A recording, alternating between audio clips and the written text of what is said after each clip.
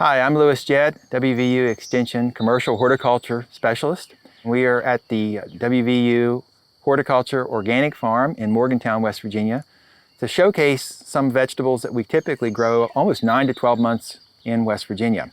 So we're focusing today on growing rooting vegetables, specifically beets and carrots, which are popular vegetables grown in many gardens in West Virginia. Beets and carrots are relatively easy to grow. We would like to have more gardeners try to grow them throughout the year in the spring and the fall.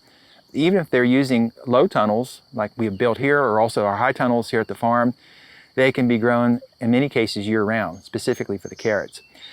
But beets and carrots are highly nutritious vegetables. They are very nutrient dense. Beets are high in fiber. They're also high in some of the phytonutrients that reduce blood pressure and hypertension. So they are considered to be a superfood. So the more that we eat, even the juice of the beet is very nutritious, and it's actually something that we should incorporate into our diet. Carrots are high in the precursor for vitamin A, which is beta carotene, and also very high in fiber. So eating a lot of carrots definitely increases health as well. So starting with beets and carrots, they can be grown, as I said, in the spring, summer, fall, and even through the winter they can be overwintered. But it all starts with the seed. So carrot seeds are very small. There could be 15 to 25,000 seeds per ounce. And when they're sown, they're typically broadcast seeded, or they're sown in a small band down the row or the raised bed that you choose to use. Beets, which are a common garden vegetable, are also botanically related to spinach and Swiss chard. Many people don't realize that, but they are in the same family. So if you are rotating vegetables, changing vegetables every year that you plant them in the garden, you want to rotate away from those vegetables that are in the same family. Beets are also related to some common weed species that we see in the garden, such as lamb's quarters. So lamb's quarters is an annual weed, which is common that we see, but it's also edible.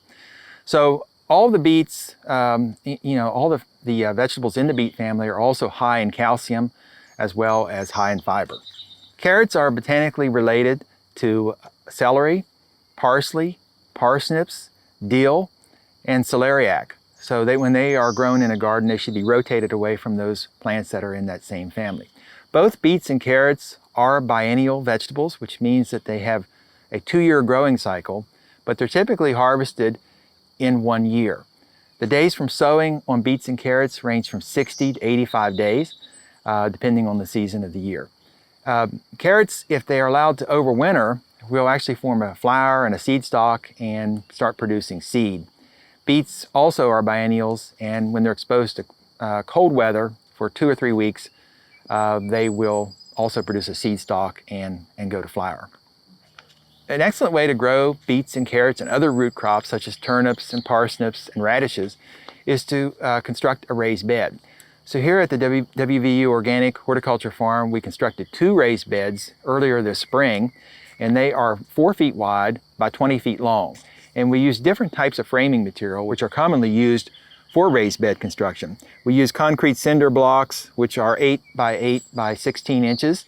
And then we also just use untreated 2 by 10 or 2 by 12 boards. Most raised beds, when they are constructed, should be 3 to 4 feet wide, and they can be any length that you want them to be on your garden or your farm. But they should have a depth of at least 10 to 18 inches in depth, particularly if you're producing root crops that have that kind of long taproot, and they need to have that depth of a raised bed. But particularly for rooting vegetables which need a loose, friable soil, raised beds are an excellent way to grow these crops, because you can manufacture your own soil when you fill the raised bed. With these particular raised beds that we have at the farm, we used composted manure that we produce on the farm here, and then we mixed it either with topsoil, also on the farm, or we mixed it with an organic peat moss substrate. There are other substrates, media that can be used, such as sand, leaf mold, vermicompost, but it's just really an attempt to try to create your own growing media that's loose, that drains well, and then makes a really nice rooting vegetable. And we also constructed these low tunnel hoops and put these 1/2 inch conduit pipe and bent it into a half circle. And then we made these into a cold frame or a low tunnel that we can use to grow crops year-round. Not only carrots and beets, but also many types of herbs, flowers, fruits, and vegetables can be grown using this system. With this particular low tunnel structure that we have, we are able to suspend row cover on top of the frame to protect the crop during cold weather, but also during hot weather. We are now in July, midsummer, and we also put shade cloth fabric on top of these hoops to shade the crops from the sun. Beets and carrots are cool season vegetables.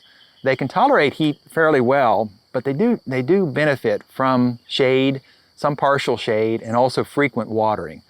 So the key to success of growing beets and carrots in hot weather is some sort of shading and also frequent uniform watering.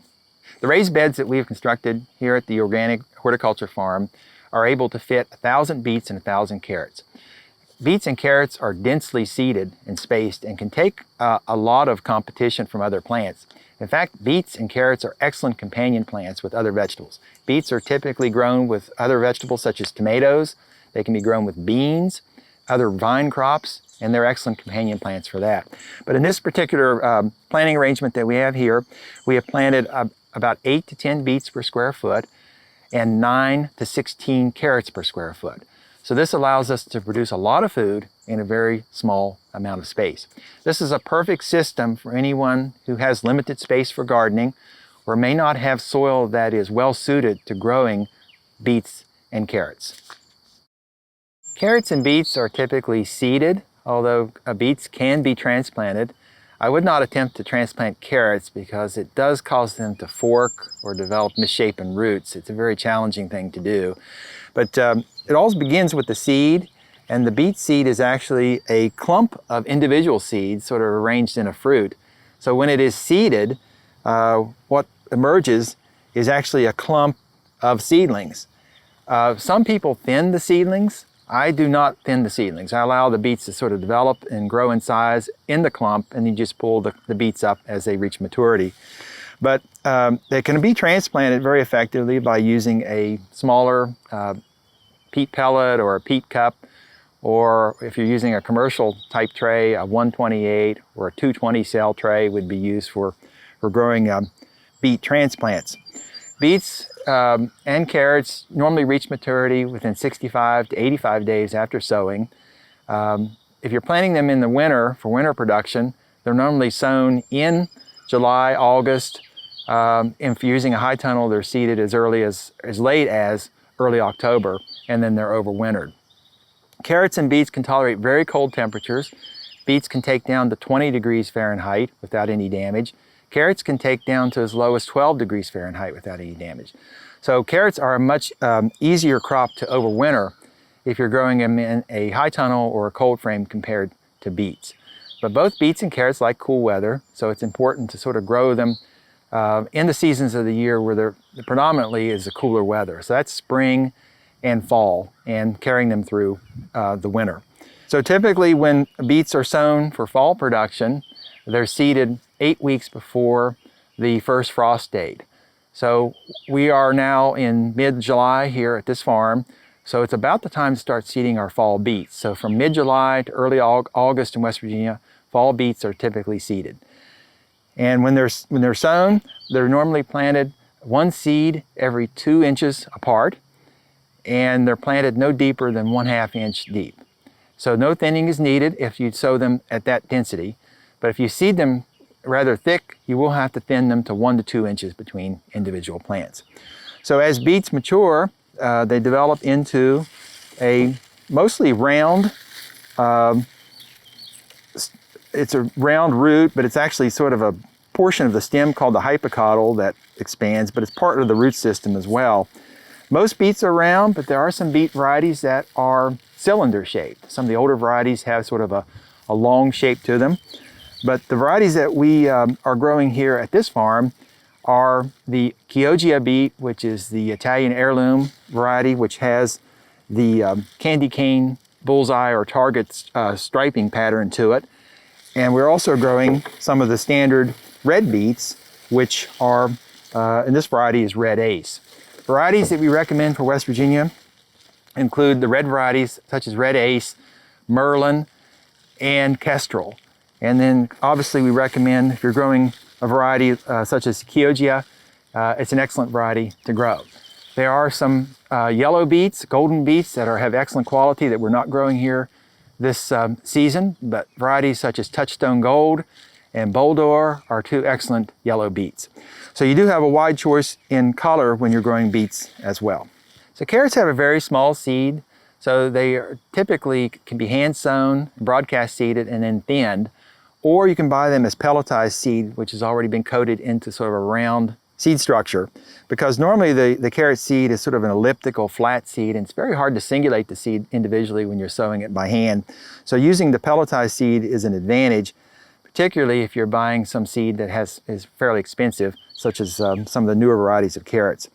So there are many types of carrots to grow in West Virginia. We typically grow the orange varieties, but there are some excellent purple varieties that are purple all the way through the carrot or have an orange core to them that are excellent too. There are yellow varieties of carrots which are excellent, but typically we'd like to grow the carrots that are high in beta carotene and provide the highest nutrients. This variety that we're growing here at the farm is a variety called Napoli, which is a 65-day from seeding variety. We grow it year-round here at the farm. We grow it in the winter, we grow it in the spring, we grow it in the summer, and all time in between. It is what they call a Nance type carrot. So when you're going to the seed catalog, they usually have carrots grouped by different size or shape of the roots.